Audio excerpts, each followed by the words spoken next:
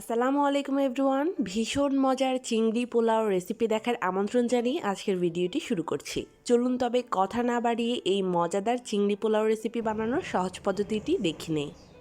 প্রথমে চুলায় একটা ফ্রাইং প্যান বসিয়ে আমি দিয়ে দিচ্ছি হাফ কাপের মতো সয়াবিন তেল। এই তেলটাতে আমি বেরেস্তাটা ভেজেছিলাম, তাই বেরেস্তা ভাজার তেল আমি এখানে ইউজ করেছি।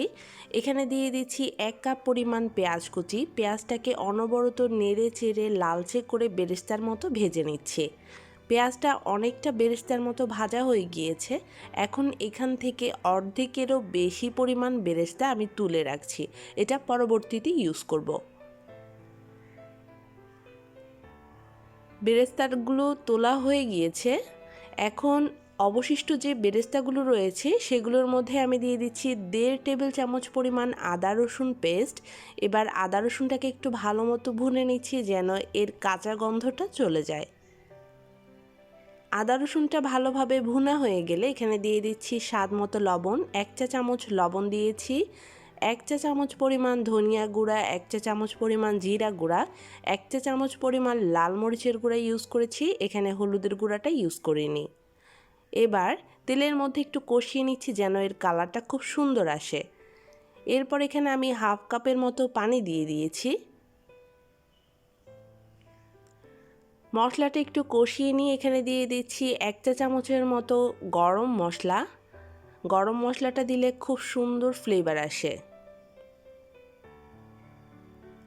এখন এখানে টক দই দিয়ে দিচ্ছি। এখানে ফার্ম ফ্রেশের টক দইটা আমি ইউজ করেছি। এখানে 2 টেবিল চামচ পরিমাণ টক দই আমি দিয়ে দিলাম। টক দইটা দিলে খেতে বেশি ভালো লাগে, তাই টক দইটা স্কিপ করা যাবে না। আর টক দইয়ের কারণে দেখতে পাচ্ছেন কালারটা কতটা চমৎকার এসেছে। এবার এখানে আমি 500 গ্রাম পরিমাণ চিংড়ি মাছ নিয়েছি। এখানে বড় ছোট চিংড়ি মিলিয়ে আমি নিয়েছি। চিংড়িগুলো খুব ভালোভাবে ধুয়ে পরিষ্কার করে আমি এখানে দিয়েছি। মাথার লেজের অংশটা ফেলে দিয়েছি। চিংড়ি মাছটাকে আমি 5 থেকে 7 মিনিট কষিয়ে নিচ্ছি। এখানে পানি দেওয়ার কোনো প্রয়োজন নেই। মাছ থেকে যে পানিটা বের হবে সেটা দিয়েই মাছটাকে কষিয়ে নেওয়া যাবে। মাছটা কষানো হয়ে গিয়েছে। এই পর্যায়ে আমি 2টো কাঁচামরিচ ভেঙে দিলাম জাস্ট ফ্লেভারের জন্য। মাছটা হয়ে গিয়েছে, তো একটা পাশে আমি মাছটা নামিয়ে রাখছি। অপরদিকে চুলায় আরও একটি বড় সাইজের পাতিল বসিয়ে এখানে আমি 3 টেবিল চামচ পরিমাণ সয়াবিন তেল দিয়ে হাফ কাপের মতো পেঁয়াজ কুচি দিয়ে দিয়েছি। সেই সাথে সুঘ্রাণের জন্য দিয়ে দিয়েছি কয়েক টুকরো লবঙ্গ, এলাচ, দারচিনি।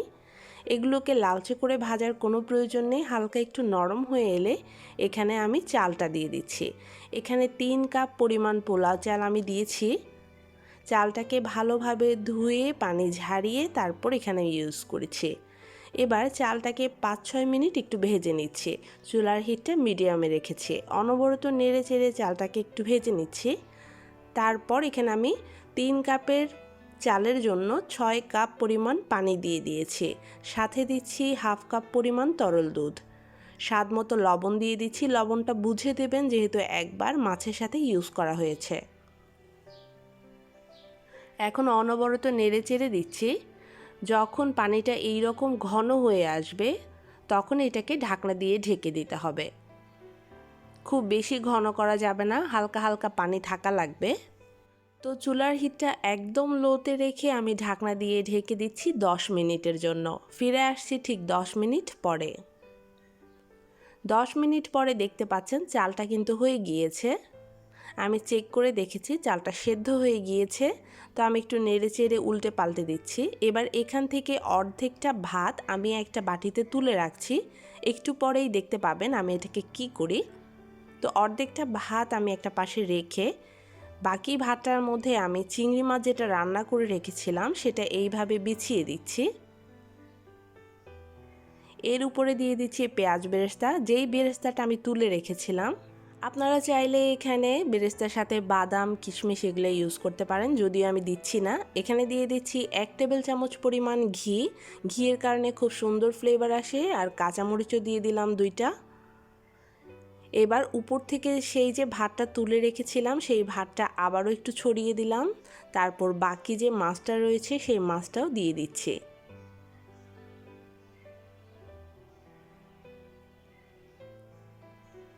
মাছটা দেয়া হয়ে গেলে এবার এখানে সেই পেঁয়াজ বেরেস্তাগুলো আবারও দিয়ে দিচ্ছি।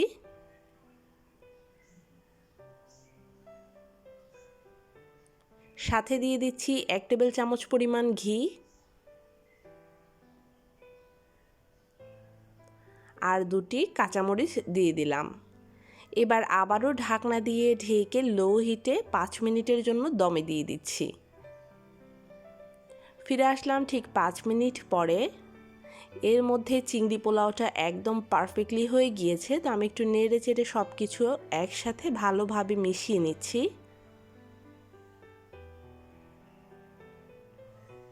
দেখতে পাচ্ছেন মাশাআল্লাহ করে কালারটা কতটা চমৎকার এসেছে। এইভাবে চিংড়ি পোলাওটা তৈরি করলে খেতে ভীষণ ভালো লাগে। তো আমি একটা পাশে এটা নামিয়ে রাখছি। এবার সার্ভিং ডিশে কিছুটা সার্ভ করে নিয়েছি। ভীষণ মজার আর ভীষণ লোভনীয় এই চিংড়ি পোলাওটা যারা এখনও তৈরি করে খাননি তাদের কাছে অনুরোধ একবার বানিয়ে খাবেন। আশা করছি অনেক ভালো লাগবে। আজকের রেসিপিটি শেষ পর্যন্ত দেখবার জন্য সকলকে জানাচ্ছি অনেক অনেক ধন্যবাদ। সবাই ভালো থাকবেন, সুস্থ থাকবেন। আগামীতে অন্য কোনো রেসিপি দেখার আমন্ত্রণ জানিয়ে আল্লাহ হাফেজ।